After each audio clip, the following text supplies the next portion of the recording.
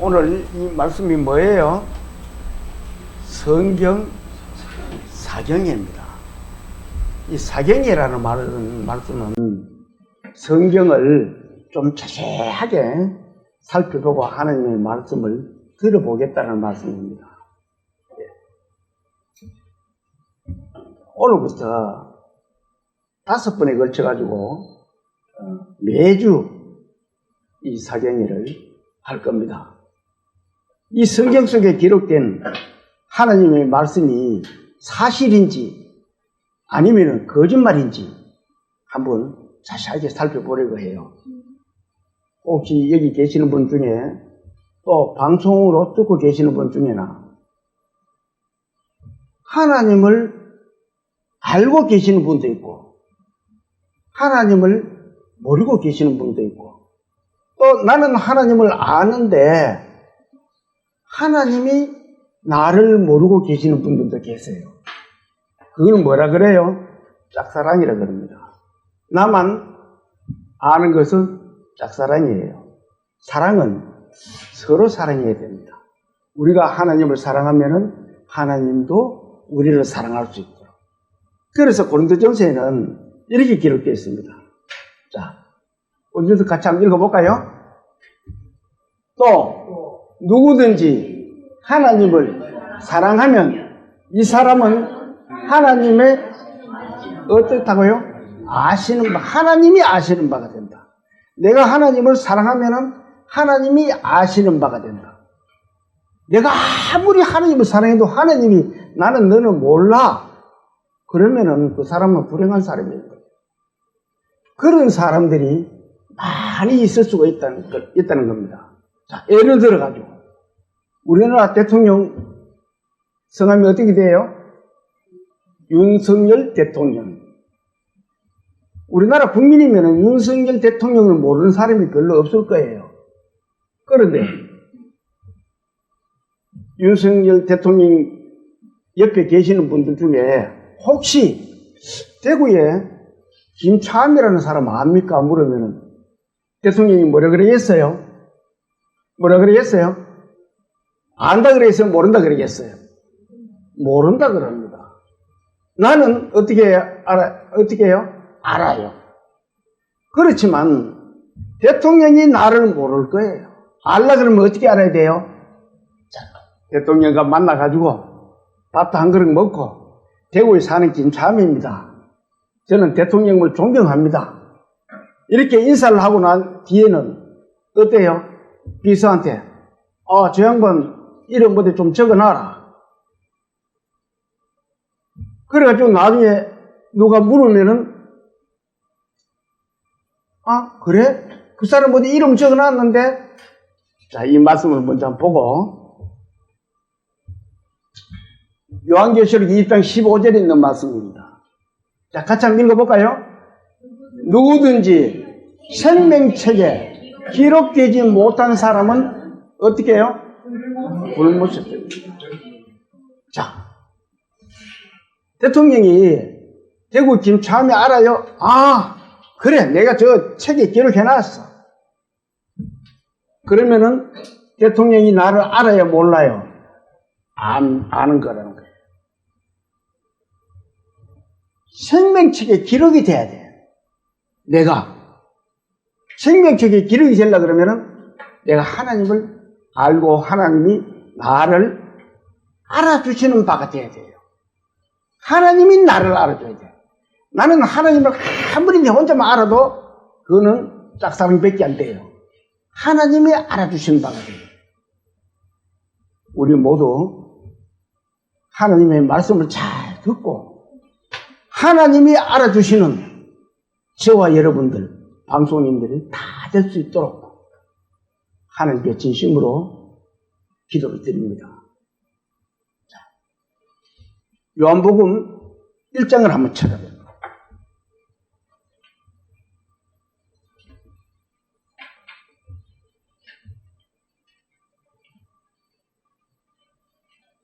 (1절에서) (3절을) 신약 성경 142페이지입니다.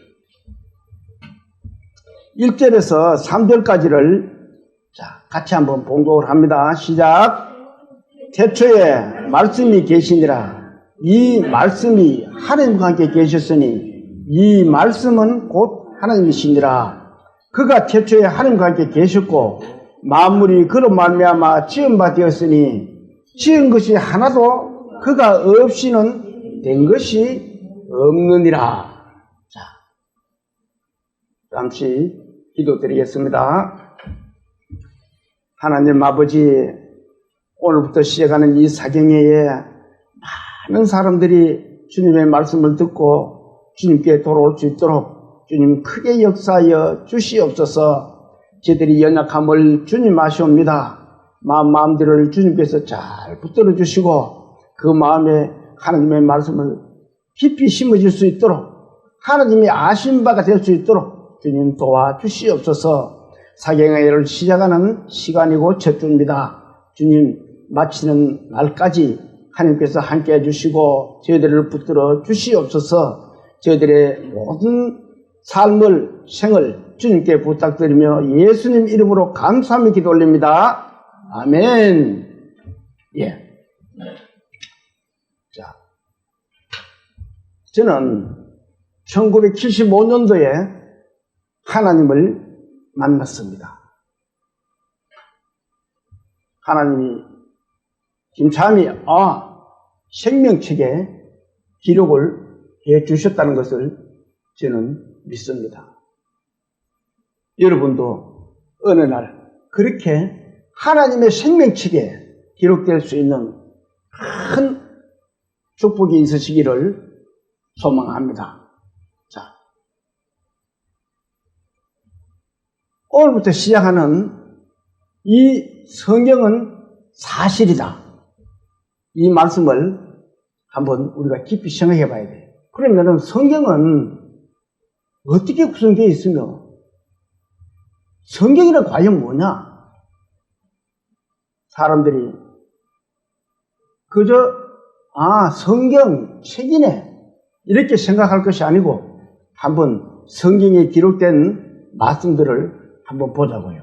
자, 첫째는 5분을 제가 말씀을 한다 그랬습니다. 오늘은 뭐예요? 성경은 사실인가? 또 다음 주에는 하나님은 그러면은 성경이 사실이면은 하나님은 누구신가? 또 그 다음에 인생은 세 번째 시간에는 인생은 그러면 나는 무엇이냐? 어디서 왔다가 어디로 가는 것이 인생이냐? 이것을 공부를 할 겁니다. 또 네 번째는 그러면은 하나님이 사람이 죄인이라 그랬는데 왜 죄인이라고 했을까? 그러면 그 죄인은 하나님이 천국에 못 가고 지옥 간다고 그랬는데 그러면은 왜 죄인이 되었을까? 라는 말씀으로 공부를 할 것이고 또 5번째는 그 죄인을 구원하시는 하나님의 손길을 우리는 공부를 할 것입니다. 자, 그 첫 번째 시간으로 성경은 사실인가에 대해서 한번 살펴보려고 합니다. 자, 그러면 사실인 성경은 어떻게 구성이 되어 있느냐? 한번 봐야 돼요. 그리고 누가 기록했느냐? 이 성경 말씀을 누가 기록했느냐? 그리고는 기록한 목적이 그러면 무엇이냐? 또 기록 기간은 얼마나 걸렸으며 또 기록된 내용은 무엇이 들어있는지 자세하게 살펴보려고 합니다. 원래 이렇게 내용을 자세하게 살피려고 그러면은 한 4시간 정도를 해야 돼요. 그럴 수가 없어가지고 한 축 한 축 해서 간단하게 여러분이 알아들을 수 있도록 그렇게 말씀을 드리려고 합니다. 자, 이 복잡한 그림들을 한번 볼까요? 자, 첫 번째 성경의 구성은 어떻게 되었느냐 아까 물었잖아요. 살펴봐야 된다 그랬습니다. 자, 성경의 구성은 구약 성경이 39권 그리고 신약 성경이 27권 이렇게 이 합해서 이 성경이 66권으로 기록이 되어 있습니다. 그렇게 구성이 되어 있어요. 그러면 기록한 사람들은 어떤 사람들이 기록을 했느냐? 자, 기록한 사람들을 한번 볼까요? 기록한 사람들은 이 구약 성경에서 26명이 기록을 했습니다. 그리고 신약에서는 14명이 기록을 했어요. 그래 전체 기록했는 사람이 40여 명이 기록을 했습니다. 자, 그 40여 명 중에는 어부도 있고 학자도 있고 목동도 있고 또 의사도 있고 장군도 있고 왕도 있고 여러 사람들이 이 성경을 기록을 했습니다. 자, 우리가 죄를 지면 죄를 증명해 줄 수 있으면 어떻게 해줘요? 어떻게 해야 돼요? 증거가 있어야 되고 증인이 있어야 됩니다. 한 사람 증언은 약해요. 그러면 어떻게 해야 돼요? 많은 사람이, 예를 들어 두 사람이 말하는 것보다는 세 사람이 말하는 게 더 힘이 있어요. 아, 저 사람 죄 지는 거 맞습니다. 그러면 주위 한 40여 명이 아, 저 사람이 죄인이 맞아요. 그렇게 증거를 해주면 이 증거가 확실히 알게 된다는 겁니다. 그 죄를. 하나님이 그래서 많은 사람들을, 그러면 똑똑한 사람들만 하면은, 아, 저거는 똑똑한 사람들만 해놨네? 라고 할 수 있기 때문에, 다양하게. 고기 잡는 어부도 있고, 학자도 있고, 목동도 있고, 의사도 있고, 장군도 있고, 왕도 있고, 이렇게 다양한 사람들이 이 성경을 기록해 놓았습니다. 그리고 그러면은 기록 기간은 얼마나 걸렸느냐? 자, 이 기록 기간을 한번 볼까요? 기록 기간은 구약 성경이 26권으로 기록되어 있다 그랬죠. 26명이 기록했다 그랬죠. 구약 성경은 기록하는데 1500년이라는 세월이 걸렸습니다. 그러면 이 신약을 기록하는 데는 100년이 걸렸어요. 전체 1600년이라는 긴 세월을 지나면서 이 성경이 기록돼서 우리가 지금 보고 있는 겁니다. 많은 세월이 흘렀어요. 왜 그래요? 그것도 하나님이 이렇게 기록한 이유가 있어요. 또 한번 볼까요? 자, 그러면은 저자가 누구냐? 저자 앞에 기록 장소가 있습니다. 기록 장소는 어디서 기록했어요? 예루살렘에서도 기록하고 사마리아, 소아시아, 로마 여러 나라에서 여러 곳에서 기록을 했습니다. 그것을 종합적으로 모아놓은 말씀이 성경 말씀이에요. 그리고는 저자가 누구냐? 그러면 저자는 이 성경 말씀에 하나님이 말씀하시기를 하나님이 가라사대 이렇게 기록된 내용이 3800번 정도 기록되어 있습니다. 그건 무슨 말씀이냐면은 내가 그렇게 했다. 너희는 이렇게 기록해라. 그렇게 해서 그 저자를 성경에서는 하나님이 저자라고 말씀을 할 수가 있습니다. 그러면 기록 내용들은 어떻게 기록되어 있느냐? 기록 내용은 인생의 인류의 처음 시작부터 인류의 마지막까지 알파와 오메가 영원부터 영원까지를 이 성경 속에 기록이 되어 있습니다. 자, 또 다음 말씀을 한번 볼까요? 성경은 뭐예요? 과거를 증명한다. 어느 책이 과거를 증명해 주는 책이 있어요?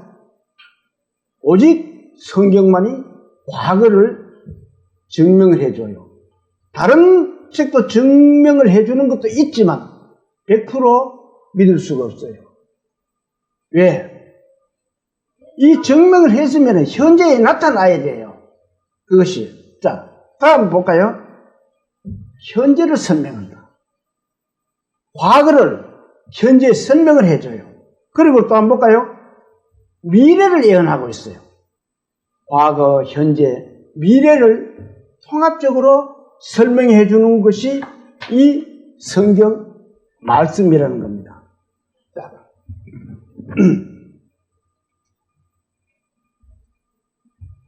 이 신약은 구약 성경의 모든 말씀을 완성시키시는 하나님의 말씀입니다. 신약이 몇 권이라 그랬어요? 36권. 이 신약이 구약 27권, 제가 말씀을 바꿔 말했습니다. 이 구약 36권이 신약 26권이 대비를 해주는 거예요. 예. 27권. 제가 오늘 실수를 좀 많이 하네.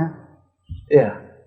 예. 그래가지고 66권인데 이 신약이 구약을 완성시켜주는 그런 말씀입니다. 성경의 기록 목적을 하나님은 이렇게 말씀하고 계십니다. 성경을 왜 기록했느냐? 자, 요한복음 20장 30절을 말씀을 같이 한번 읽어볼까요? 예수께서 제자들 앞에 이 책에 기록되지 않은 다른 표적도 많이 행하였으나 예수님이 세상에 살면서 많은 기적과 표적들을 행하셨습니다. 그런데 너무 많아서 이 책에 다 기록을 못했다는 거예요. 31절 또 같이 한번 읽어봅니다.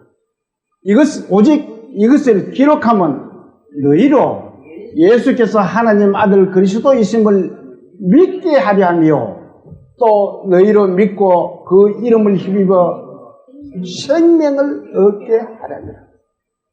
성경이 왜 기록됐어요? 예수 그리스도를 하나님이 그리스도이심을 믿게 하기 위해서, 그리고 그것을 믿는 사람들에게는 생명을 얻게 하기 위해서 이 성경책이 기록이 되었다는 겁니다. 여러분도 이 성경 속에 있는 말씀을 듣고 생명을 얻으시기를 소망합니다. 자, 이 성경 내용을 엑기스로 짠다 그러면, 짜내낼 수만 있으면 이 성경 신구약을 합쳐서 모두가 예수님에 대해서 기록이 되어 있습니다. 기록된 하나님의 말씀을 한번 보자고요. 디모데후서 3장을 한번 찾아봅니다. 신약 성경 345페이지. 네. 신약 성경 345페이지 15절을 제가 한번 읽어봅니다. 또 3장 15절입니다. 또 어려서부터 성경을 알았나니 성경은 능히 너로 하여금 그리스도 예수 안에 있는 믿음으로 말미암아, 같이 읽어볼까요? 구원에 이르는 지혜가 있게 합니다. 자, 이 성경은 우리가 그리스도 예수를 믿음을 해가지고 구원에 이르는 지혜를 있게 한다. 이 구원이라는 것은, 구원이 뭐예요? 사실적 의미를 보면 어려움이나 위험이나 죽음에서 사람을 돕거나 건져주는 것이 구원입니다. 16절 같이 한번 읽어볼까요? 모든 성경은 하나님의 감동으로 된 것으로 교훈과 책망과 바르게 함과 의로 교육하기에 유익하니. 자, 모든 성경은 하나님의 감동을 해서, 감동이라는 것은 영감입니다. 그 영감이라는 것은 신령스러운 애감이나 그 느낌을 말하는 거예요. 하나님이 영감을 주셔가지고 너는 이렇게 기록해라 해서 기록된 것이 성경이라는 거예요. 그러면서 거기에는 뭐가 있어요? 감동으로 된 것으로 뭐가 있어요? 교훈과, 하나님이 교훈을 주셨어요. 교훈이 뭐예요? 행동이나 생활에 도움이 되도록 하는 것이 교훈입니다. 그런 교훈을 하나님이 주셨다는 거예요. 그리고는 책망과, 자, 사람들에게 가르쳐 줍니다. 너는 이렇게 하면 안 돼. 했는데 그것을 잘못하면 어떻게 돼요? 책망을 받아야 돼요. 그래서 교훈도 주시고, 책망도 주시고, 그리고 또 뭐예요? 바르게 함과 의로 교육하기에 하나님의 자녀로서 바르게 살아갈 수 있도록 그렇게 기록된 것이 성경이다. 그 말씀입니다. 이 말씀 속에는 바르게 살지 못하면 어떻게 돼요? 하나님의 징계도 있다는 것을 암시하고 있는 겁니다. 17절 같이 또 한번 읽어볼까요? 이는 하나님의 사람으로 온전하게 하며 모든 선한 일을 행할 능력을 갖추게 합니다. 하나님의 사람으로 온전하게 합니다. 그러면서 선한 일을 행할 능력,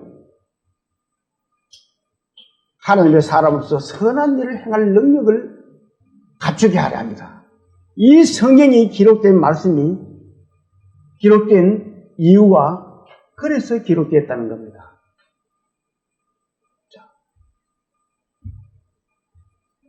베드로 사도는 이렇게 말하고 있습니다. 베드로 후서 1장 21절 말씀입니다. 자, 같이 한번 읽어볼까요? 예언은 언제든지 사람의 뜻으로 낸 것이 아니요 오직 성령의 감동하심을 입은 사람들이 하나님께 어떻다고요? 받아 말한 것이다. 이 성경은 사람이 그대로 내 생각난 대로 썼는 책이 아니고 하나님의 성령의 감동을 입은 사람이 하나님에게 받아 기록했다. 그렇게 말씀하고 계십니다.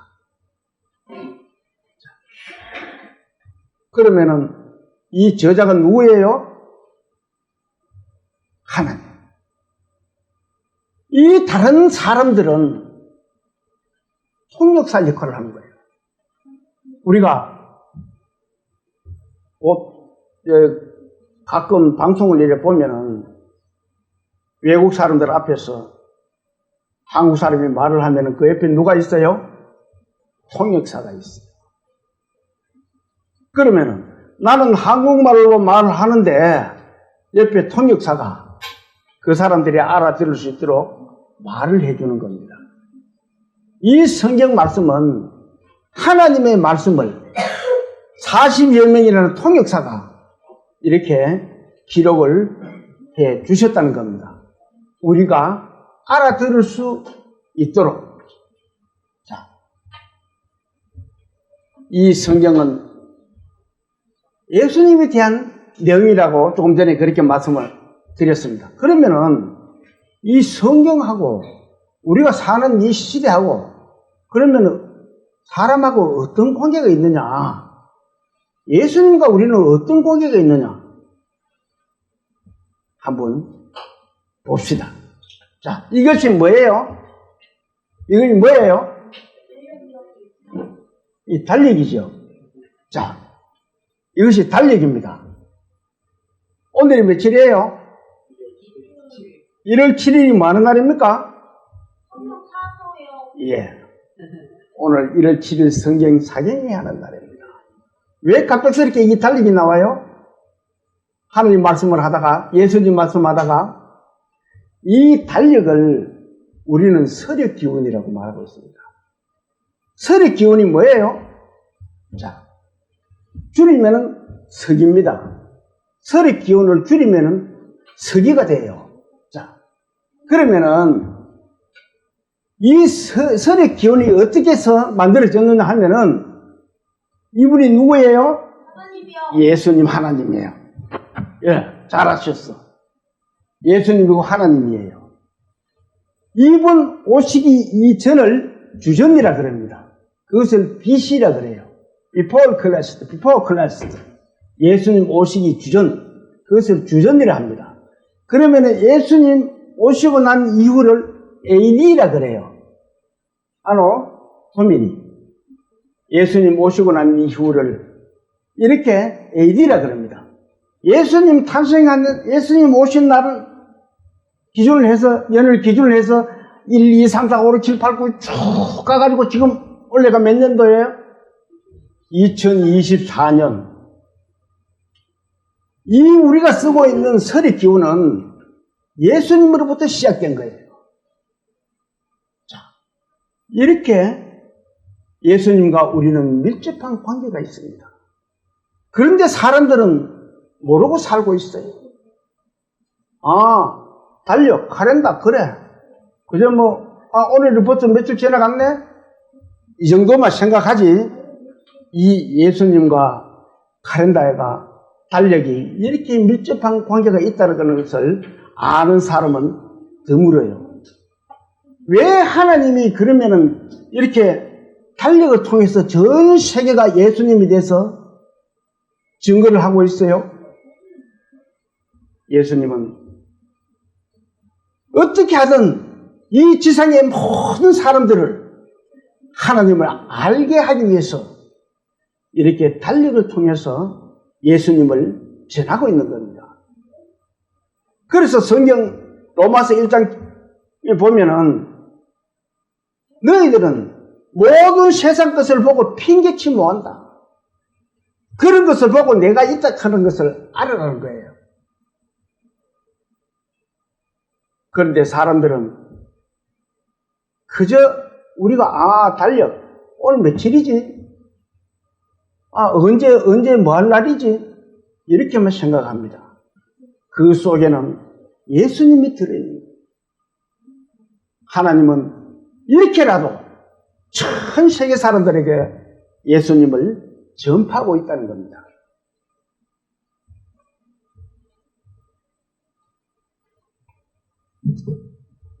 앞에서 제가 성경의 저자를 누구라 그랬어요?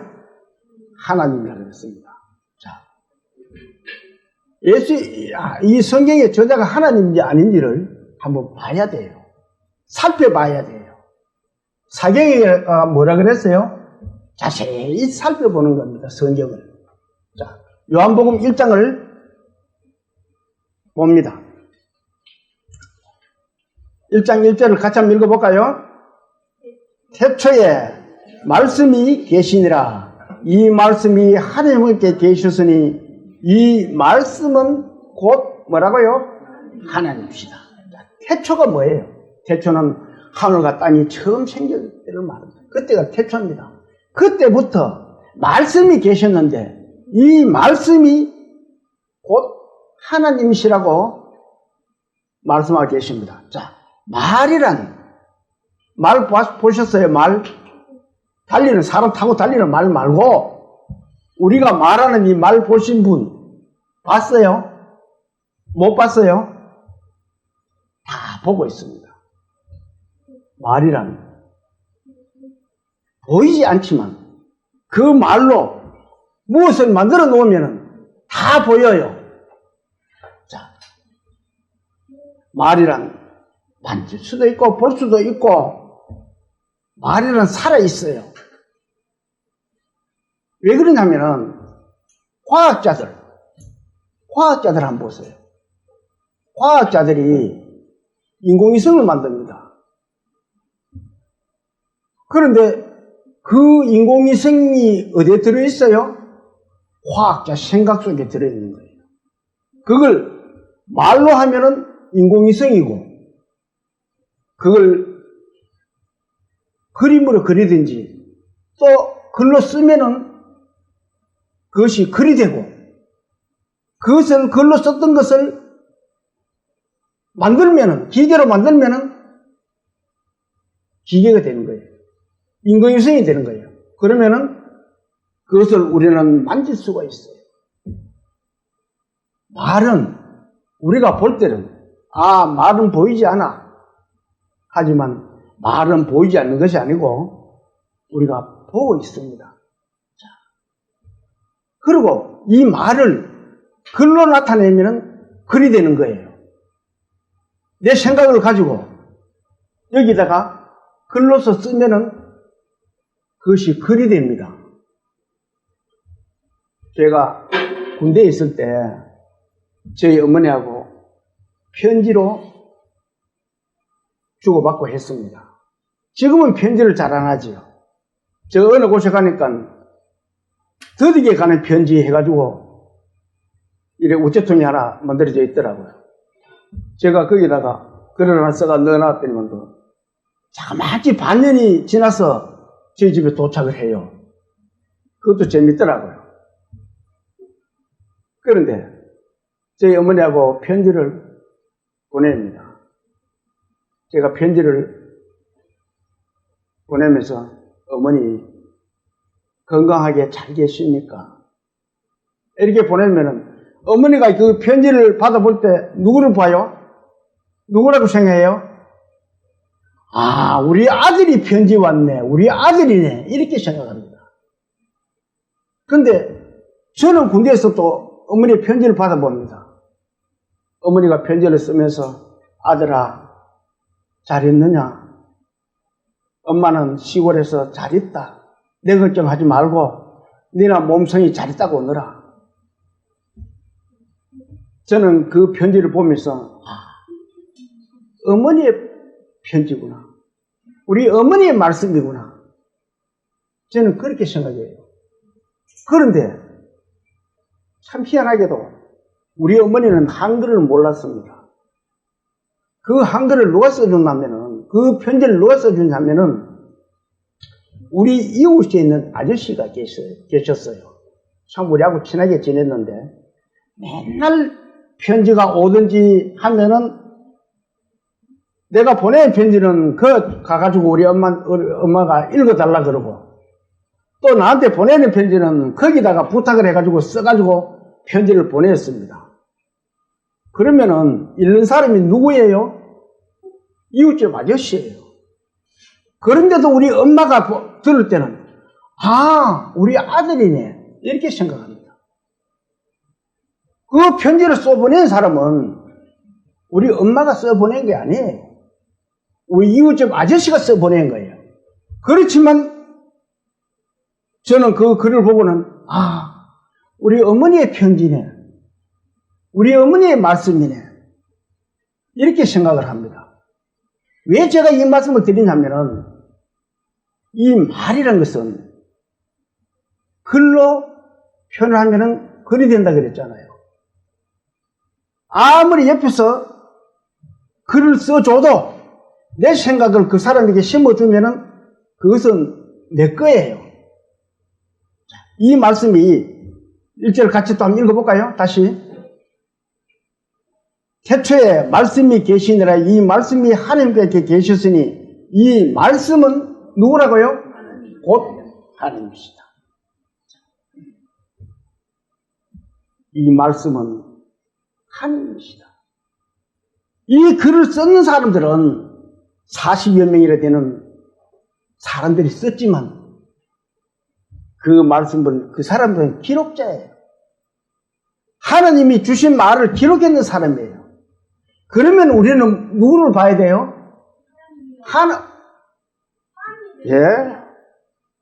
하나님으로 봐야 돼요.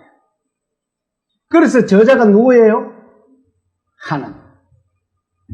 이 성경이 기록하신 분은 하나님.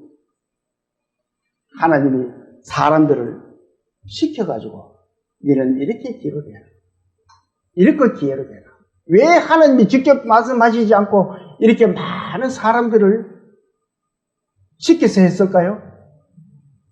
사람들은 하나님의 말씀을 들을 수가 없습니다. 하나님을 얼굴도 보지도 못해요. 하나님의 음성을 듣는데 얼굴을 보면 사람들이 죽어요. 왜? 너무 크신 분이기 때문에. 그래서 사람들을 선택을 합니다. 시대에 따라가지고 너는 이렇게 기록해라. 너는 이렇게 기록해라. 인간의 관점에서 가장 이해하기 쉽도록 기록해 놓은 것이 이 성경 말씀이라는 겁니다. 그래서 저자가 누구라 그랬어요? 하나님. 이 성경 말씀의 저자는 하나님입니다. 자, 2절도 한번 봅시다. 그가 2절 같이 읽어볼까요? 그가 태초에 하나님과 함께 계셨고, 그가 태초에 하나님과 함께 계셨다. 이 그가 누구예요? 그가 함께 계셨다. 하나님은 항상 이렇게 말씀을 해놓으면 우리가 이해할 수 있도록 미리미리 말씀을 주십니다. 이사야서 9장 6절을 한번 찾아봅니다. 978페이지 구약성경.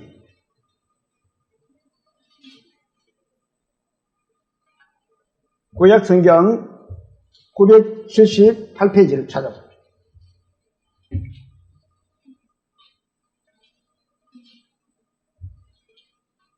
자, 6절을 같이 한번 읽어봅니다. 이는 9장 6절입니다.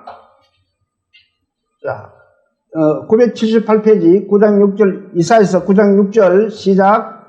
이는 한 아기가 우리에게 낳고 한 아들을 우리에게 주신 바 되었는데 그의 어깨에는 정사를 메었고 그의 이름은 기묘자라 모사라 전능하신 하나님이라 영존하신 아버지라 평강의 왕이라 할 것입니다. 자, 어떤 아기가 태어나는데 언제 태어난다는 기록은 없습니다. 이 말씀을 쓸 때는 이 아기가 태어나지 않았을 때예요. 그런데 그 아기가 태어나면은 기묘자다. 전능하신 하나님이다. 영존하신 아버지다. 그런 아기가 평강의 왕이다. 그런 아기가 태어난다는 거예요. 자, 앞으로 한 장만 넘겨보세요. 7장 14절을 한번 봅니다.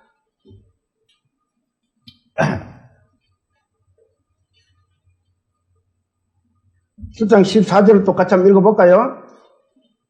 그러므로 주께서 친히 징조를 너에게 주실 것이라. 보라, 처녀가 잉태하여 아들을 낳을 것이요 그 이름은 뭐라고요? 임마누엘이라. 하나님이 너희와 함께 계시리라. 임마누엘이라 하리라. 이렇게 기록을 하고 있습니다. 자, 이 말씀은 예수님에 대한 내용입니다. 예수님 오시기 700년 전에 하나님은 이사야 선지자를 통해서 미리 이렇게 예언을 해놓으신 거예요. 예수님이 앞으로 언젠가는 말씀을 안 했지만 예수님이 이 세상에 전능하신 하나님으로 태어나신다는 겁니다.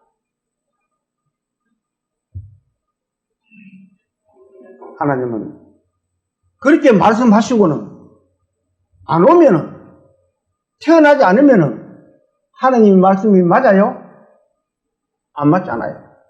그러면은 태어난다 그랬으면은 태어나야 되잖아요. 예수님 오시기 주전 700년 전에 하나님이 이사야 선지자를 통해서 이렇게 말씀을 해 놓으신 거예요. 그러면은 실제로 태어난지 안 태어난지를 한번 봐야 됩니다. 왜?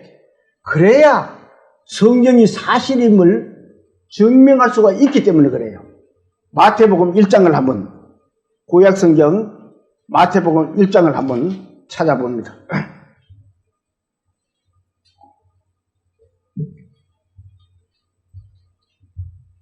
자, 구약성경 마태복음 1장, 자, 18절부터, 읽어볼게요. 제가, 예수 그리스도의 나심은 이러하니라. 그의 어머니 마리아가 요셉과 약혼하고 동거하기 전에 성령으로 잉태된 것이 나타났더니 그의 남편 요셉은 어려운 사람이라 그를 드러내지 아니하고 가만히 끊고자 하여 이 일을 생각할 때에 주의 사자가 현몽하여 이르되 다윗의 자손 요셉아 내 아내 마리아 데려오기를 무서워하지 말라. 그에게 잉태된 자는 성령으로 된 것이라. 아들을 낳으리니 이름을 예수라 하라. 이는 그가 자기 백성을 그들의 죄에서 구원할 자이심이라 하니라. 이 모든 일이 된 것은 뭐라고요? 같이 읽어볼까요? 주께서 선지자로 하신 말씀을 이루려 하심이니라. 그러면은 선지자를 통해서 앞에 말씀해 놓으신 것을 이루려 하셨다는 거예요. 자, 그러면은 이 말씀을 한번 볼까요? 아모스 선지자는 이렇게 기록하고 있습니다. 아모스 3장 7절에 있는 말씀이에요. 자, 같이 한번 읽어볼까요? 주 여호와께서는 자기의 비밀을 그 종 선지자들에게 보이지 아니하시고는 결코 행하실 리 없으십니다. 하나님은 미리 예수님 오시기 700년 전에 예수 그리스도가 탄생할 것이다. 그것을 과거를 말씀하신 거예요. 미래를 말씀하신 거예요. 그러면은 700년 때는 과거를 볼 수 있잖아요. 그러면 예수가 태어난 그때는 어때요? 현재를 말하는 거예요. 과거, 현재, 미래가 다 이 성경 속에 기록이 되어 있다는 겁니다. 또 이 말씀을 한번 볼까요? 요한복음 1장 14절에 있는 말씀입니다. 말씀이 같이 읽어봅니다. 말씀이 육신이 되어 우리 가운데 가시매 우리가 그 영광을 보니 아버지의 독생자 영광이요 은혜와 진리가 충만하더라. 말씀이 700년 전에 했던 그 말씀이 이제 진짜로 육신이 되어서 태어나셨다는 그 말이잖아요. 그분이 예수 그리스도시라는 겁니다. 하나님은 자기가 말씀했던 것은 사람들과 같이 시건치 않는다 그랬어요. 사람들은 자기가 약속해놔놓고 약속을 이길 수 있지만 하나님은 결코 그런 분이 아니라는 거예요. 700년 전에 내가 아들을 보내주겠다. 그건 뭐예요? 말씀이잖아요. 그 말씀이 육신이 되어 700년이 지난 때에 예수님이 탄생하신 거예요. 육신으로 탄생하신 거예요. 왜 육신으로 탄생해야 돼요? 인간과 같아야 돼요. 하나님. 그거는 나중에 또 말씀을 드리겠습니다. 그래서 육신으로 인간을 보내주신 분이 예수 그리스도신데 그분은 왕이시라는 겁니다. 성경은 이렇게 하나님을 증명해주는 책이 바로 성경책이라는 거예요. 그래서 사람들은 이 성경책이 그리스도인들이 보고 있는 책이다 이렇게 생각을 할 수가 있어요. 그렇지만 이 성경책 속에는 현재, 과거, 미래가 다 숨겨져 있다는 것을 지금 우리에게 보여주고 입증하고 있습니다. 그러면 또 성경이 사실임을 한번 보자고요. 창세기 6장을 한번 찾아보세요. 구약성경 창세기 6장.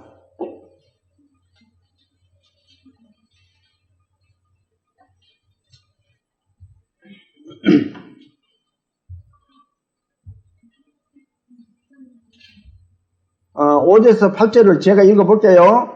여호와께서 사람의 죄악이 세상에 가득함과 그의 마음으로 생각하는 모든 계획이 항상 악할 뿐임을 아시고 보시고 땅 위에 사람 지으셨음을 한탄하사 마음에 근심하시고 이르시되 내가 창조한 사람을 내가 지면에서 쓸어버리되 사람으로부터 가축과 기는 것과 공중의 새까지 그리하리니 이는 내가 그것들을 지었음을 한탄함이니라 하시니라.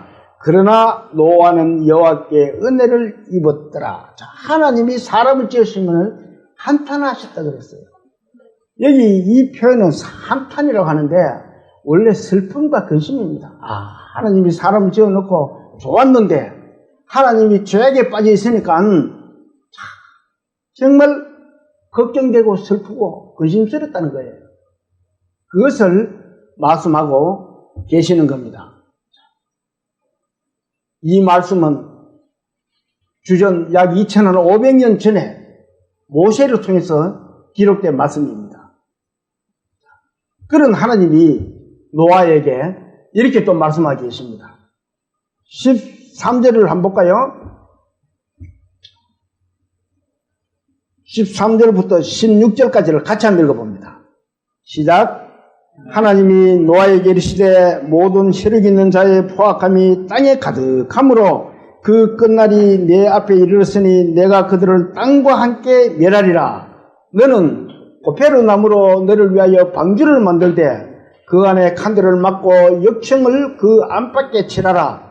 내가 만들 방주는 이러하니 그 길이는 300규빗, 너비는 50규빗, 높이는 30규빗이라. 거기에 창을 내되 위에서부터 한 규빗에 내고 그 문은 옆으로 내고 상중하 3층으로 할지니라. 자, 하나님이 이 노아를 통해서 노아에게 이렇게 말합니다.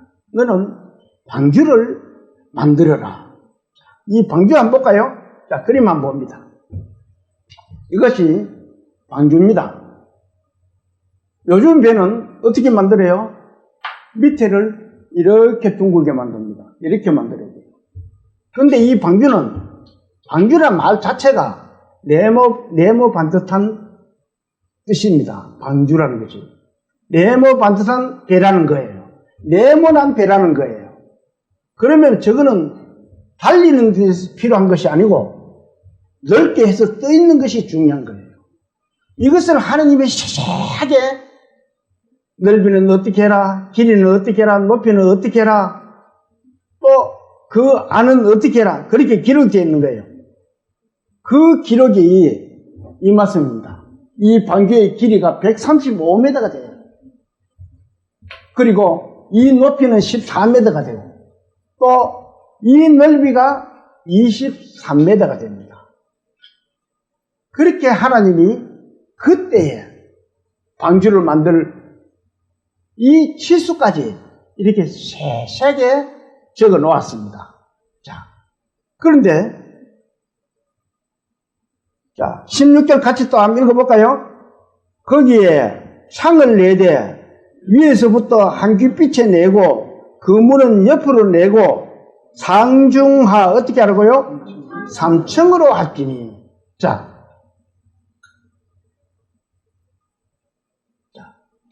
이것이 뭐예요? 3중하 3층으로 만들었다는 겁니다. 사람들이 이렇게 자세하게 기록된 내용들을 흘려 읽을 수가 많이 있습니다. 하나님은 조금도 빈틈을 주지 않습니다. 왜? 정확하게 기록을 해놓으신 거예요. 17절부터 한번 읽어볼까요? 또 내가 홍수를 땅에 일으켜 물을 생명의 기운이 있는 모든 육체를 천에서 멸절하니 땅에 있는 것들이 다 죽으리라. 그러나 너와는 내가 내 언약을 세우리니 너는 내 아들들과 내 아내와 내 며느리들과 함께 어디로 들어가라고요? 그 방주로 들어가라. 자, 이 방주로 들어가야 하는 거예요. 실제로 이렇게 생긴지는 어떻게 생긴지는 아무도 모릅니다. 아무튼 방주라는 것을 만들어서 그 배에 들어갔다는 거예요. 이거는 이해를 돕기 위해서 그린 그림입니다. 그러면서 이렇게 3층으로 만들었다는 거예요. 방주를. 그러면 뭐 제일 무거운 짐승은 밑에 실었을 거고 다 계획이 있었을 거 아니에요. 이 성경책에 자세하게 기록은 안 돼 있지만 하나님이 그것도 노아에게 다 말씀을 해 주셨을 거예요. 제일 무거운 짐승들은 제일 밑에 싣고 그 다음에 어떻게 하고 너희는 삼층에 있고 물을 어떻게 내고 그렇게 말씀을 해 주셨어요. 그런데 기록은 안 되어 있습니다. 그런데 노아는 하나님의 말씀 따라 이렇게 배를 만들었다는 겁니다. 자, 우리가 이 말씀 보면 7장 13절을 한번 봅시다. 11절부터 한번 봅시다. 7장 11절부터. 노아가 600세 되던 해 둘째 달 곧 그 달 11일 날이라. 그날에 큰 기품의 샘들이 터지며 하늘의 창문들이 열려 40주야를 비가 땅에 쏟아졌더라. 40주야 비가 땅에 쏟아졌어요. 그러면은 얼마나 많은 비가 왔겠어요? 20절, 건너뛰가 20절을 또 같이 한번 읽어봅니다. 20절. 물이 불어서 15규빗이나 오르니 산들이 잠긴지라. 이 큰 지구가 땅에서부터 15규빗 한 7 내지 8m 정도 됩니다. 그렇게 물러서 확 채워진 거예요. 그러면은 땅에 있는 생물들이 어떻게 돼요? 다 죽어버리는 거예요. 그러면은 방주 안에 들어가는 사람들만 살 수가 있어요. 자, 13절을 같이 한번 읽어봅니다. 곧 그날에 노아와 그의 아들 셈, 함, 야벳과 노아의 아내와 세 며느리가 다 방주로 들어갔고. 그럼 몇 명이에요?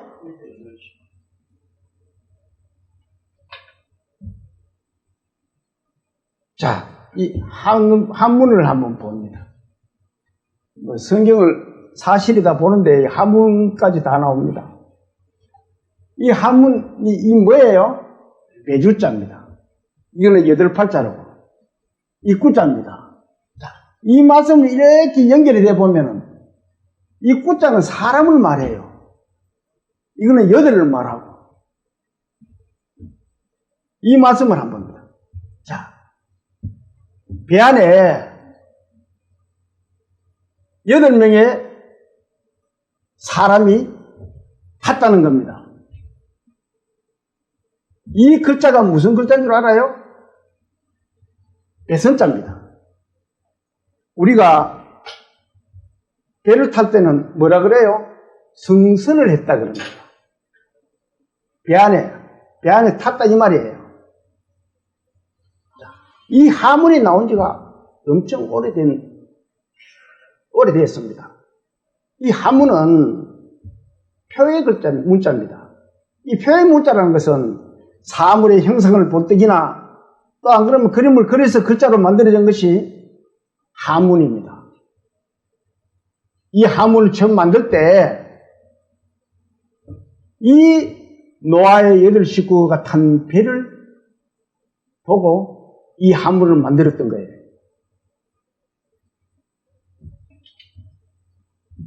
이 8 식구가 배 안에 탔다는 겁니다.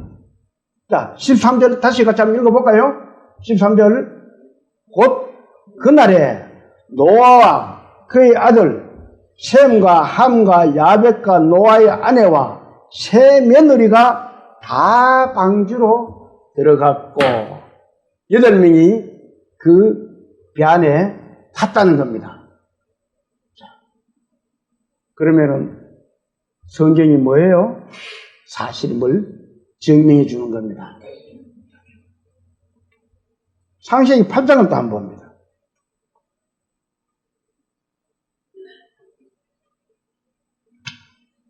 하나님이 노아와 그와 함께 방주에 있는 모든 들짐승과 가축을 기억하사 하나님이 바람을 땅에서 불게 하심에 물이 줄어들었고 깊음의 샘과 하늘의 창문이 닫히고 하늘에서 비가 그치매 물이 땅에서 물러가고 점점 물러가서 150일 후에 줄어들고 7째 달 곧 그 달 11일 날에 방주가 어떻다고요?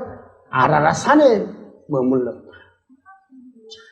하나님은 인간이 하나님이 그냥 아라라산에 머물렀다 이러면은 사람들이 성경을 신뢰도가 떨어져요. 그렇지만 하나님은 세세하게 인간이 알아들을 수 있도록 가장 좋은 방법으로 그 날짜까지 다 기록을 해 주셨어요. 지금으로부터 2800년 전. 왜? 후세대에 이 말씀을 보고 하나님이 계심을 알으라는 거예요. 내가 그 날짜까지도 기록한다. 하나님이 이렇게 말씀하신 거예요. 자, 그 아라라산에 머물렀다. 아라라산이 어디 있느냐면은 지금 터키예죠. 터키입니다. 터키에 여기에 보면은 아라라산이 지금도 그 아라라산이 있습니다. 2800년 전에 기록된 그 아라라산이 지금도 그 이름 그대로 아라라산인 거예요. 그 아라라산은 이렇게 눈 덮인 높은 산입니다. 높이가 얼마예요? 5165m. 엄청 높잖아요. 저렇게 높은 산에 많은 사람들이 이 말씀을 보고 탐험을 하러 가는 거예요. 그러면 거기에 방주가 있다 그러니까 방주를 찾아야 되겠네. 많은 사람들이 탐험을 합니다. 그 찾고 안 찾고가 문제가 아니에요. 찾았나 안 찾았나가 중요한 거 아니라는 거예요. 그때 말씀했는 그 아라라산이 지금도 아라라산에 그대로 있다는 겁니다. 자, 거기에 이 노아의 방주가 머물렀다는 거예요. 그 높은 산에 꼭대기에 있는지 중간에 있는지 어디에 있는지는 모르겠습니다. 저는 생각해 볼 때 그래도 아라라산 평지에 있지 않았겠느냐. 그래도 그나마 왜? 그들이 나와서 농사를 지었기 때문에. 제 나름대로 생각입니다. 농사를 지어 포도 농사도 짓고 먹을거리를 농사를 지었기 때문에 높은 산 꼭대기에 눈이 있는 데서 어떻게 지었겠어요? 그러니까 이 어느 정도의 평지에서 하나님이 이 방주를 머물게 했을 것이다. 저는 그렇게 한번 유치를 해보았습니다.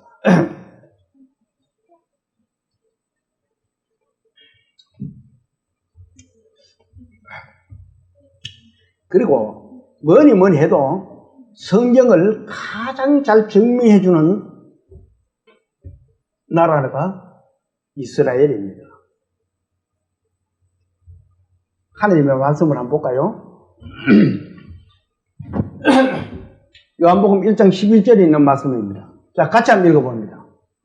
자기 땅에 오매 자기 백성이 영접지 않아요. 자, 자기 땅에 왔다. 누가 자기 땅에 왔어요? 예수 그리스도는 이 이스라엘 유다 베들레헴에서 태어났습니다. 거기 자기 땅이에요. 왜 자기 땅이라 해요? 이스라엘은 하나님의 약속의 땅입니다. 이 지도를 한번 볼까요? 이것이 지금 이스라엘입니다. 이 가자 지구고 여기서 지금 전쟁을 하고 있죠. 또 이 레바논하고 위에서도 이 전쟁을 하고 있습니다. 저 땅이 크지를 않습니다. 그리고 우리가 이 무화과의 비밀을 잘 모릅니다. 그렇지만 성경에는 무화과의 비밀을 배우라고 했습니다.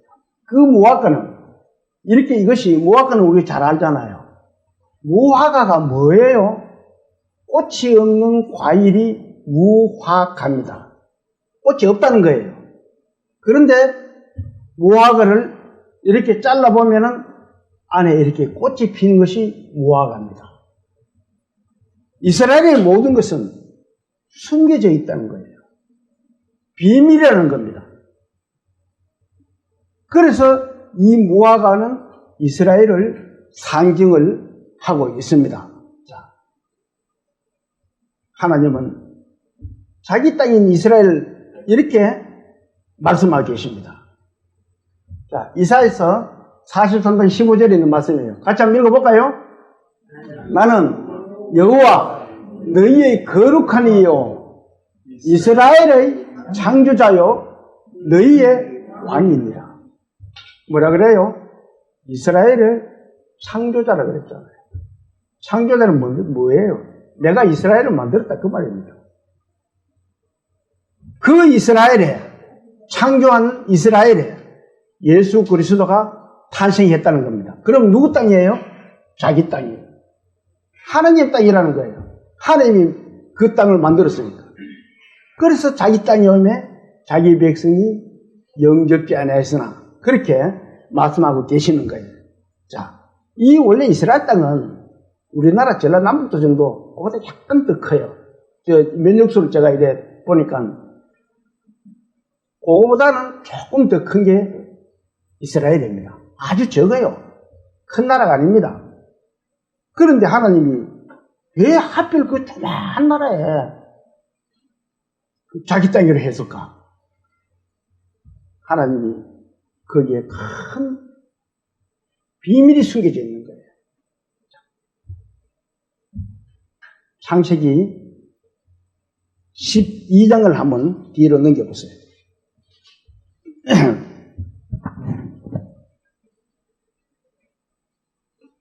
1절부터 5절까지를 제가 읽어볼게요. 여호와께서 아브라함에게 이르시되 너는 너희 고향과 친척과 아버지의 집을 떠나 내가 내게 보여줄 땅으로 가라. 내가 너로 큰 민족을 이루고 내게 복을 주어 내 이름을 창대하게 하리니 너는 복이 될지니라. 너를 축복하는 자에게는 내가 복을 내리고 너를 저주하는 자에게는 내가 저주하리니 땅의 모든 족속이 너로 말미암아 복을 얻을 것이니라.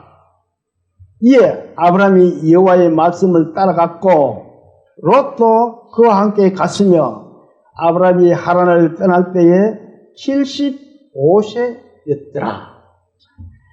하나님은 아브라함의 나이까지도 다 이렇게 헤아리고 계십니다.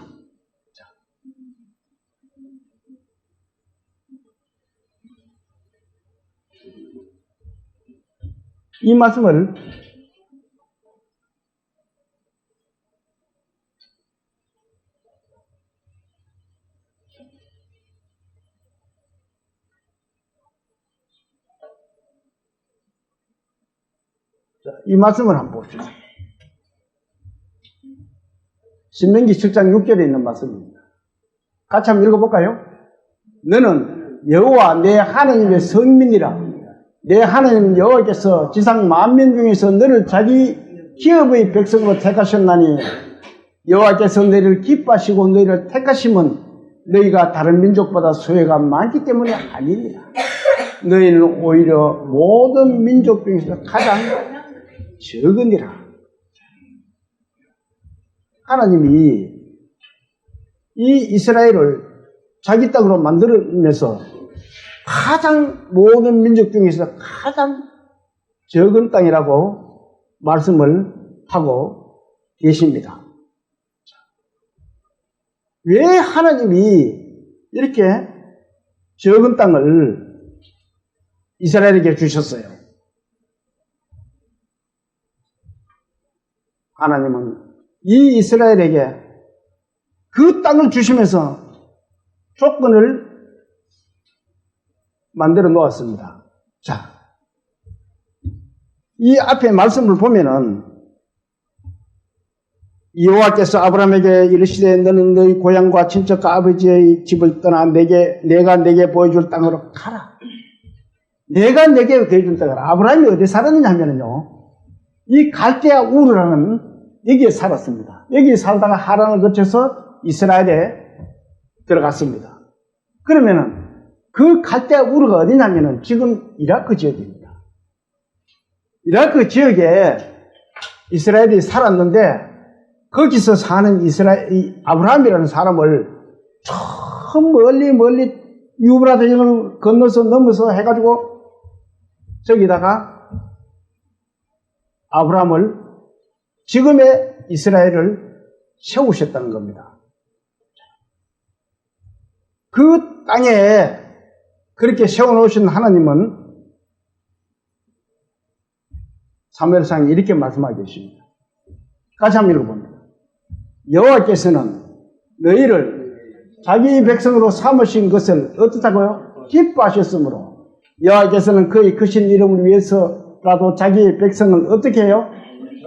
버리지 않는다. 예.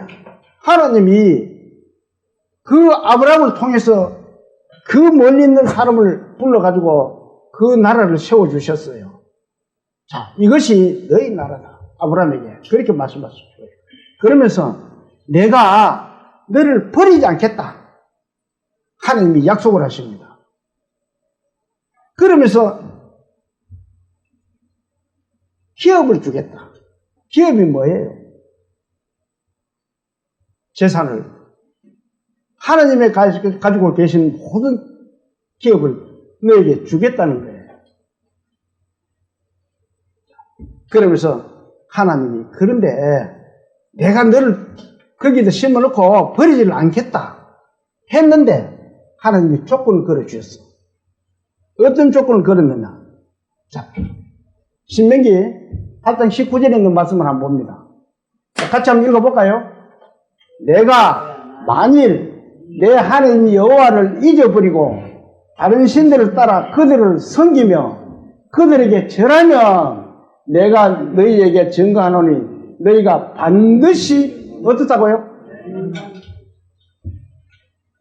버리지 않겠다고 하셨는데 그 대신에 버리지 않는 대신에 내가 조건을 하나 준다. 다른 신들을 너희 섬기지 마라. 사람들은요, 이 말씀은 우리에게 주는 교훈입니다. 하나님 우리에게도 그렇게 말합니다. 내가 너를 만들었는데 너는 다른 신을 섬기지 마라. 나를 알아라는 거예요. 자, 이 말씀을 한번 또 볼까요? 20절에 있는 말씀입니다. 여호와께서 같이 읽어봅니다. 여호와께서 너희 앞에서 멸망시키신 민족들 같이 너희도 멸망하리니 이는 너희가 너희 하나님의 여호와의 소리를 청종하지 아니. 우리는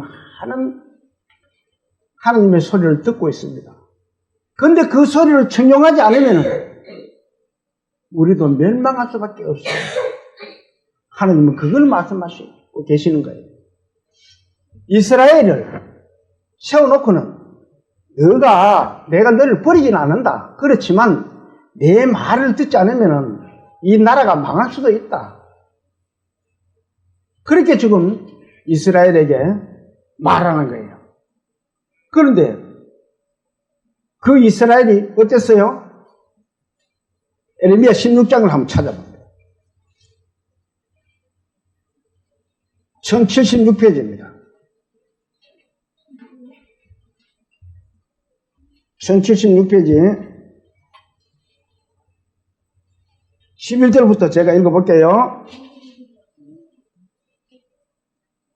너는 그들에게 대답하기를 여호와께서 말씀하시되 너희 조상들이 나를 버리고 다른 신들을 따라서 그들을 섬기며 그들에게 절하고 나를 버려 내 율법을 지키지 아니하였습니다. 너희가 너희 조상들보다 더욱 악을 행하였도다. 보라, 너희가 각기 악한 마음의 완악함을 따라 행하고 나에게 순종하지 아니하였으므로 내가 너희를 이 땅에서 쫓아내어 너희와 너희 조상들이 알지 못하던 땅에 기르게 할 것이라. 너희가 거기서 주야로 다른 신들을 섬기리니 이는 내가 너희에게 은혜를 베풀지 아니함이라 하셨다 하라. 자, 분명히 하나님은 이스라엘을 세워놓고는 내 말만 잘 들으면은 내 모든 기업을 너에게 주겠다 라고 했는데 이스라엘 사람들이 말을 안 들은 거예요. 다른 신들도 섬기고. 이 말씀은요, 우리에게 말하는 거예요. 내가 너를 만들었는데 왜 너희는 다른 신들을 섬기느냐? 내가 나에게로 돌아와라. 그렇지 않으면 너를 흩어버리겠다. 멸망시키겠다. 그 말입니다. 항상 이 성경 말씀은 우리에게 교훈을 주시는 내용이에요. 그런데 그런 이스라엘이 다 세계를 흩어졌습니다. 심지어 2차 대전 때는 독일에서 600만이라는 많은 유대인들이 죽었어요. 세계로 다 흩어졌습니다. 그런데 하나님이 그렇게 흩고 나서 보니까 이 백성을 내가 다시 살려야 되겠다. 그런 마음이 계시는 거예요. 하나님은 이 이스라엘을 사랑하시는 하나님은 이렇게 말씀하고 계십니다. 이사야 49장을 앞으로 한번 넘겨보세요.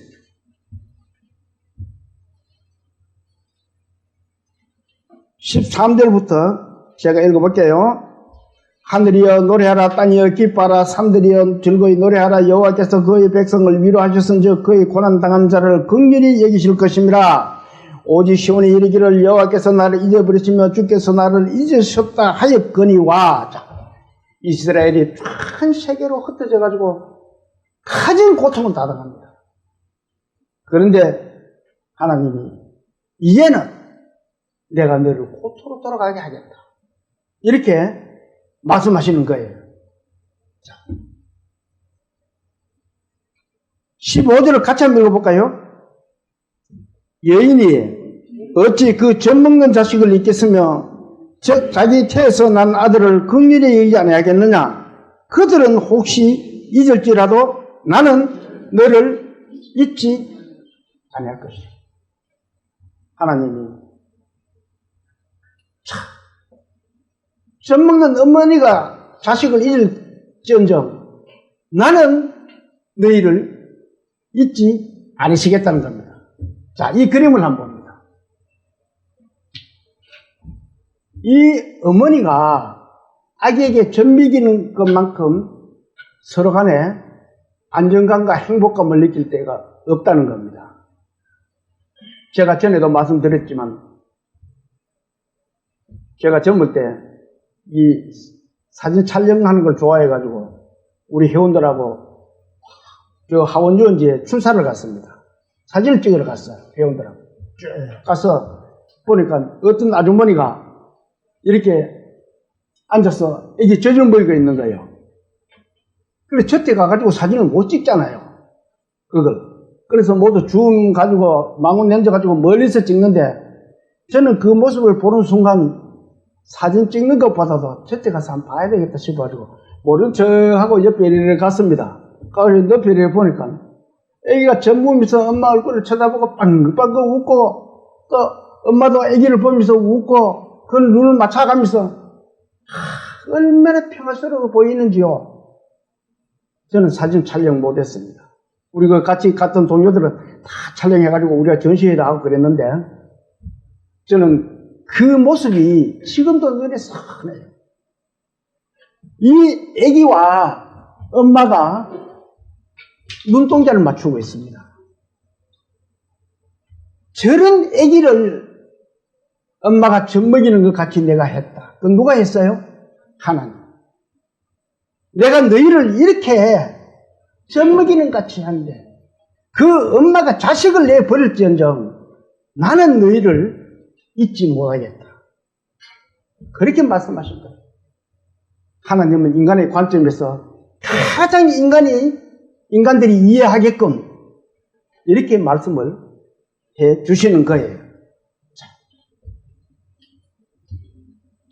16절도 같이 한번 읽어볼까요?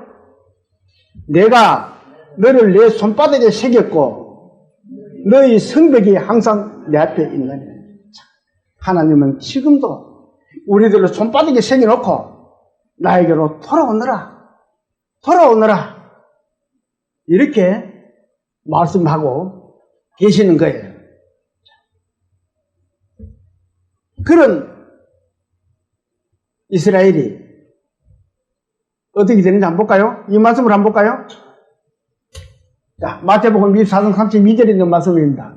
같이 한번 읽어봅니다. 무화과 나무의 비유를 배우라. 그 가지가 연해지고 잎사귀가 내면 여름이 가까우더라. 무화과가 익어가면 여름이 가까우더라. 이 말씀 속에는 이스라엘의 회복이 가까워졌다, 그 말입니다.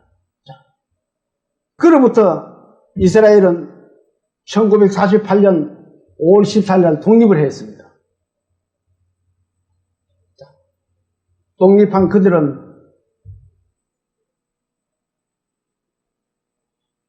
계속 지금도 뭐 하고 있어요?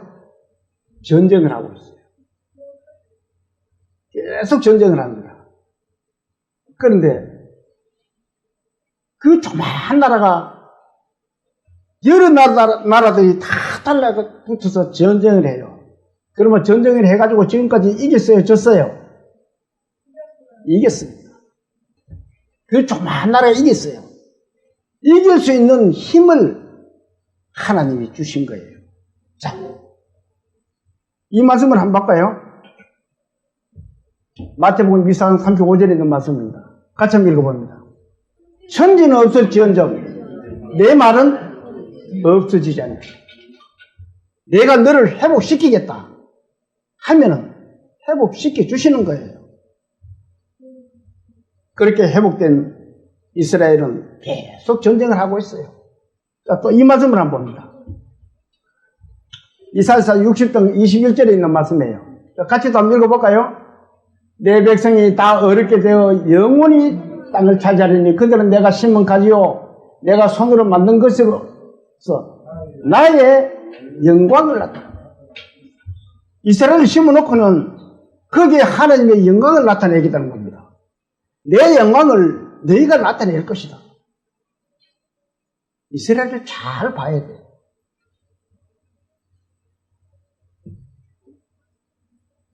이 말씀부터 한번 볼까요? 자, 같이 한번 읽어봅니다. 그 작은 자가 천명을 이루겠고 그 악한 자가 강국을 이룰 것이라. 때가 되면 나 여호와가 솟으리라. 그 작은 자가 천명을 이룬다. 유대인 한 명 한 명은 세상 사람들 1000명이 달라들어도 못 이깁니다. 왜 그래요? 하나님의 말씀이 있기 때문에. 영원히 땅을 차지한다 그랬잖아요. 이제는 이스라엘은 물러나지 않습니다. 그 땅을 영원히 지킬 거예요. 누가 지켜요? 하나님이 자기 땅을 지켜주시는 거예요. 우리가 예를 들면은 유치원생하고 씨름 선수 힘 좋은 사람하고 싸우면 누가 이겨요? 격투기 잘하는 사람하고 싸움 붙이면 누가 이겨요? 격투기 잘하는 사람이 이겨요. 그거 물어보면 바보잖아요. 그런데 지금 이스라엘의 상황이 그래요. 이스라엘은 유치원생이고 그 주위에 있는 나라들은 격투기 선수들과 같아요. 그렇지만 싸우면은 져요. 왜 그래요? 하나님의 힘이 개입되면은 그들이 이길 수가 없어요. 이겨야만이, 그들이 유치원생이 이기도록 해줘야만이 하나님이 계신다는 것을 보여주잖아요. 그걸 증명해 줄 수 있잖아요. 하나님은 그것을 견본을 삼아서 우리에게 증명해 주시고 계십니다. 우리는 이스라엘을 잘 봐야 됩니다. 사람들은 이스라엘 전쟁하네 그것만 생각하는 것이 아니고 이 성경 속에 무화과 같이 그 비밀이 숨겨져 있는 거예요. 그것이 이스라엘이라는 겁니다. 이스라엘의 무화과를 참 잘 선택을 한 것 같아요. 그들은 아무 힘도 없는데 속에서 무화과 같이 꽃을 쫙 피우는 거 하나님이 그 속에서 꽃을 피워줄 수 있도록 만든다는 거예요. 이길 수 있도록 만들어준다는 거예요. 그것이 이스라엘이라는 겁니다. 어떻게 보면은 견본이잖아요. 자, 견본은 우리가 어떤 것을 만들기 위해서 견본 하나 만들어 놓습니다. 그러면은 그 견본을 이렇게도 만들어 보고 저렇게도 만들어 보고 자유자재로 합니다. 견본을. 왜? 옳은 것을 만들어내기 위해서. 그런데 이 말씀을 한번 봅시다. 견본을 어떻게 하는지를. 사무엘상 2장 6절을 같이 한번 읽어봅니다. 시작. 여호와는 죽이기도 하시고 살리기도 하시며 스올에 내리기도 하시고 거기에서 올리기도 하십니다. 그러면 어떻게 해요? 죽이기도 하고 살리기도 하고 내리기도 하고 올리기도 하고. 누가 해요? 하나님. 하나님이 이스라엘이 말을 안 들을 때는 세계에 흩어버리기도 하고 또 이 자기 나라로 또 불러들이기도 하고 그래가지고 사람들에게 빛이 되게 만드는 거예요. 자, 실제로 똑같이 한번 읽어봅니다. 여호와는 가난하기도 하시고 부하기도 하시며 낮추기도 하시며 높이기도 하신다. 누구의 말씀이에요? 하나님이 이스라엘을 높이기도 하고 낮추기도 하고 그렇게 한다는 겁니다.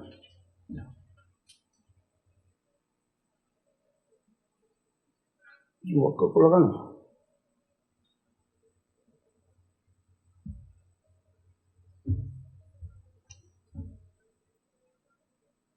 자, 이 말씀을 또 한번 봅니다.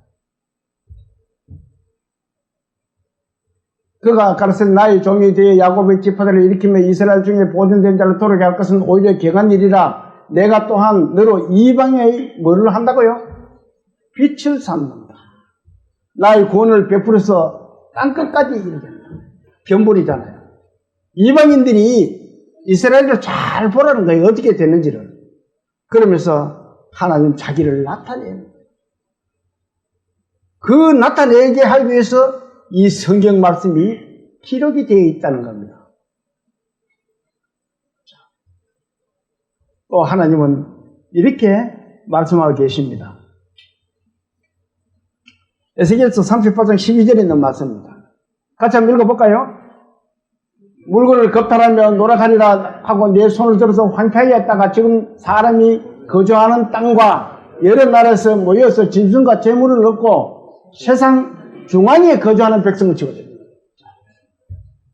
사람들이 이스라엘이 자기 땅에 돌아왔는데 재물과 짐승과 모든 재물들을 많이 가지고 이스라엘로 돌아왔다는 겁니다.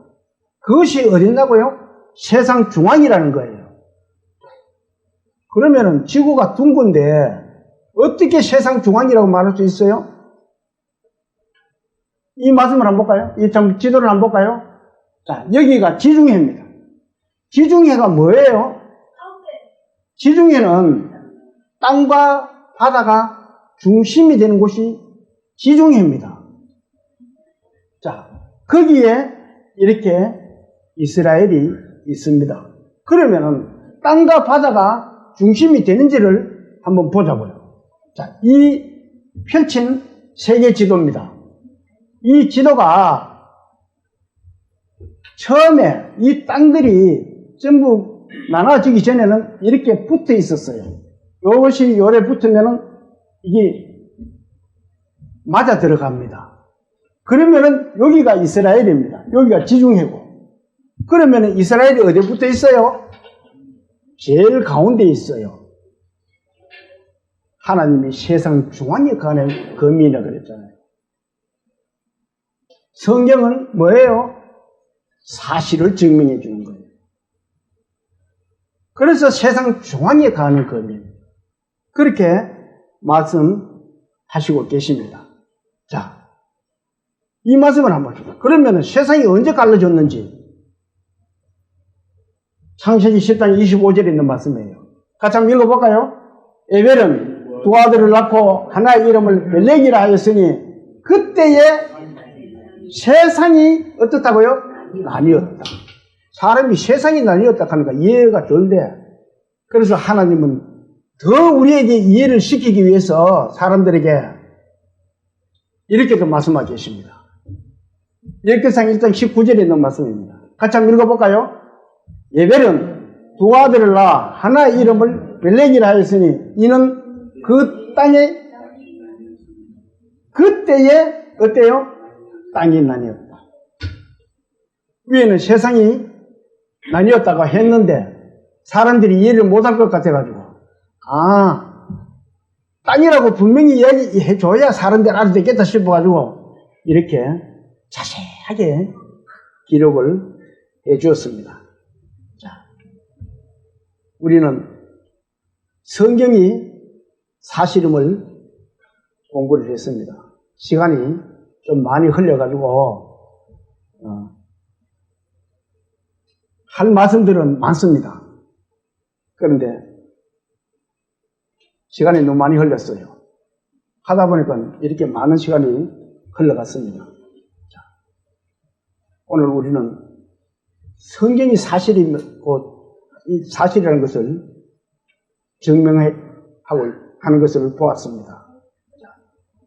그러면 이 성경 말씀이 사실이라면 이 성경 속에 들어있는 말씀들이 다 사실이라는 겁니다.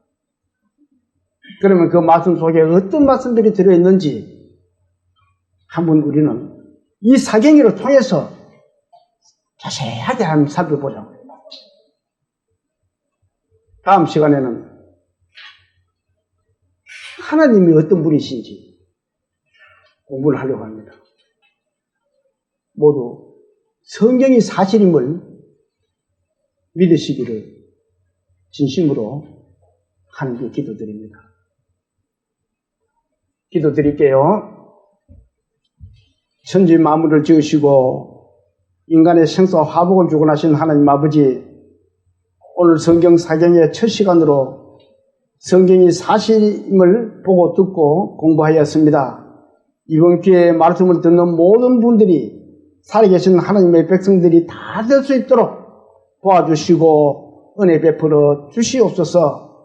다음 시간들을 하나님께 부탁드리며 모든 말씀을 우리를 구원하신 예수 그리스도의 이름 받들어 감사하며 기도 올립니다. 아멘.